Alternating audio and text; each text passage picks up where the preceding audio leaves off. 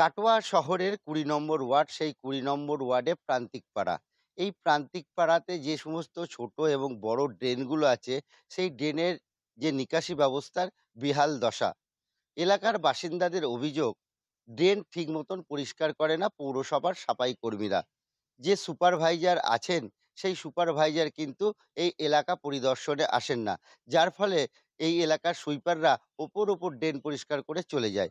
ফলে ড্রেনের মধ্যে জমে থাকা ময়লা তা পরিষ্কার না হওয়ায় ড্রেন প্রত্যেকটা সময় জলে ভর্তি থাকে, নোংরা জলে। ফলে মশা ও মাছির উপদ্রব এই এলাকা জুড়ে। এলাকার মানুষরা জানাচ্ছেন, প্রচুর সংকটজনক, খারাপ, ড্রেন পরিষ্কার হয় না মুখি এবং সুইপাররা আসে, সুপারভাইজারও আসে না, তা দেখতে পাওয়া যায় না। মোটামুটি মানে কিছুজন জল দাঁড়িয়ে যায় রাস্তায় এবং ড্রেন বেশ ক্লিয়ার নয়, মানে পরিষ্কার ওরা ফালতু করে তুলে দেয়, দিয়ে পালিয়ে যায়। এবার মশা মাছি মশাবাদ প্রচুর উপদ্রব ডেঙ্গুর সময়, তো মোটামুটি প্রচুর তো একবার দিনের বেলা মানে দেখতে পাওয়া যায় না মশার জন্য। জানলা দরজা বন্ধ করে থাকে। হ্যাঁ, জানার মতো থাকতে হয়। হ্যাঁ, আগে যে স্প্রে করতে হয় সেটাও আসে না এখানে। অবস্থা খুবই খারাপ।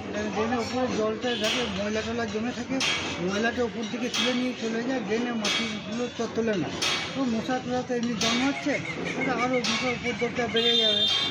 এইটা আপনারা কি চাইছেন? আমরা চাইছি যে ড্রেনটা যাতে ভালোভাবে পরিষ্কার পরিচ্ছন্ন থাকে, তাতে মানুষের সুবিধা হবে। বারবার পৌরসভাকে জানিয়েও কোনো সুফল মেলেনি।